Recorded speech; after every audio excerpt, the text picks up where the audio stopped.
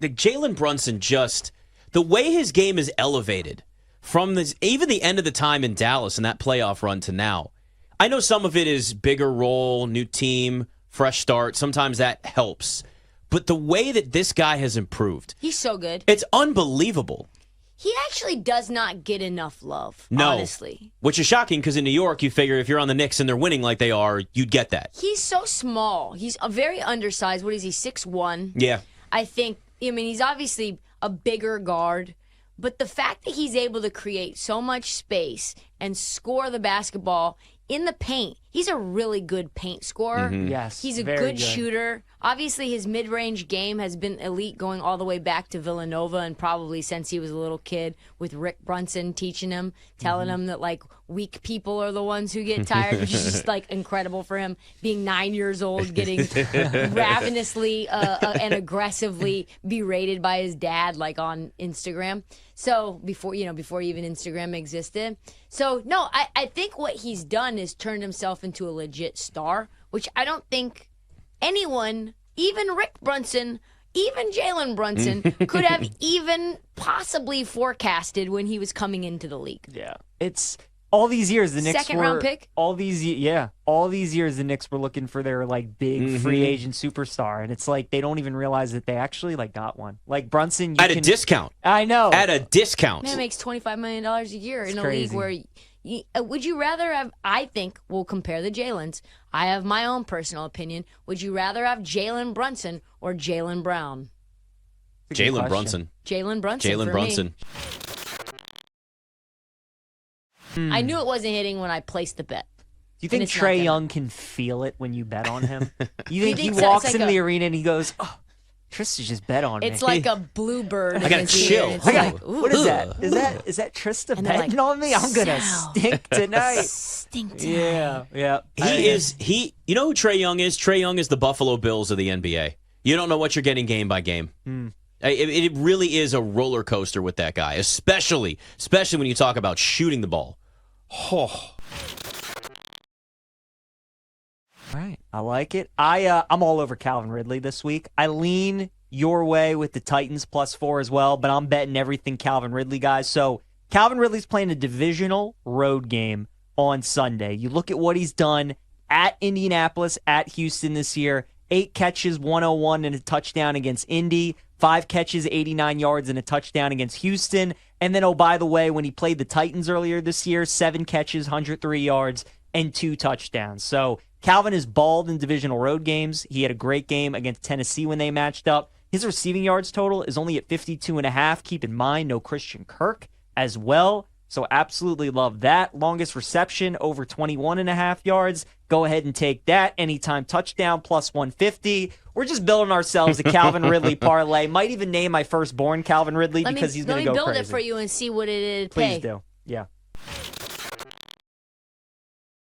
I've seen Charlie Batch going to Baltimore. I've seen Ryan Mallett beat the Steelers. I've seen RG3 beat the Steelers. So we know the backup quarterback in this rivalry can have some success. Obviously, the Ravens going with Huntley. But with Rudolph, like you kind of mentioned the Steelers and how they've been able to get their skill weapons going. What have you seen from Rudolph specifically? Like, why was Kenny, Mitch, why were they struggling, and why has Mason had success?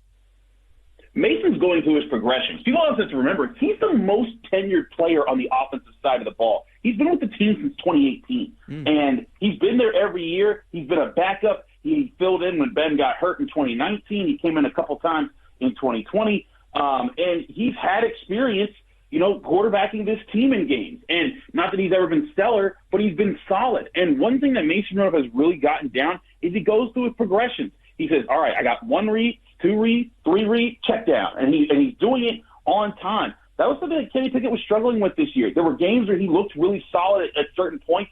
There were clutch moments he had. I mean, he has a lot of game-winning drives now for just 2 years in the NFL, one of which was including a bomb on a touchdown against the Ravens. Also had one against the Ravens late last year that kept the Steelers' playoff hopes alive going into Week 18. But Mason Rudolph did it consistently in both games. And if he didn't do it consistently, Kenny Pickett would be playing right now. He'd be the starter. But because he's done it so consistently, the Steelers are like, look, we have been struggling on offense for the past 3 years. and we finally are looking like we're efficient in anything, we're going to ride the hot hand. But Kenny Pickett, he wasn't available last time, but he will be available this time as the second quarterback, so that if Mason Rudolph does struggle, they will have him available instead of going to Mitch Trubisky. But that's the big thing. They just need a guy to hit the ball. And if you look at how they've played, when he's gotten the ball to George Pickens, it doesn't have to be the most elite pass of all time. But if you just complete the throws that are there, defenses can't, just crowd the line of scrimmage. I think people that have been down on Najee Harris are starting to realize, wait a second, if he just has a slightly average passing game, he's going to do that to you? That's what the Steelers have needed over his past 2 years, and you're starting to see it come to fruition. Him and Jaylen Warren are a heck of a 1-2 punch, maybe the best 1-2 punch in the NFL right now. Yeah, I saw this stat. George Pickens, in the first 8 weeks before Mason Rudolph took over, he was averaging 39.3 yards per game. And now with Rudolph throwing him the ball, he's averaging 30 yards per catch. That feels like a little more than just going through the progressions. Is there some sort of chemistry that's unique between Mason and Pickens? Because George Pickens was very frustrated before Mason Rudolph got into the picture.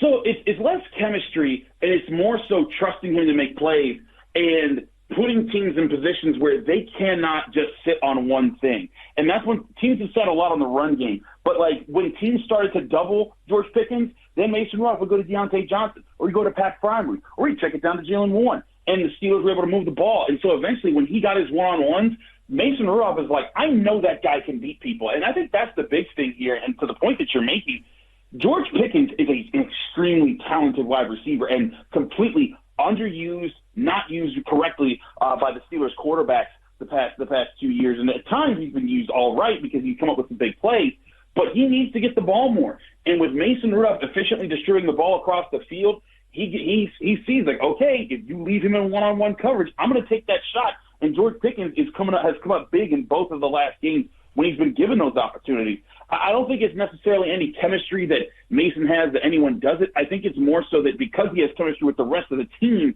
defenses can't lock in on George Pickens, and it's giving him more of a chance. Because also, Kenny Pickett got drafted with George Pickens, and they really like each other. I've seen them interact in the locker room. They got along very well, but when frustrations seep in, it's tough, and losing stinks, and they hated it. Listen to Mike Vrabel this week. He dropped some F-bombs on how much he hates losing. But I think it's just the impact of how struggles, hit a locker room. But Mason Rudolph, he's brought success. So George Pickens, he's going to like whoever throws him the football, and Mason Rudolph is doing that right now.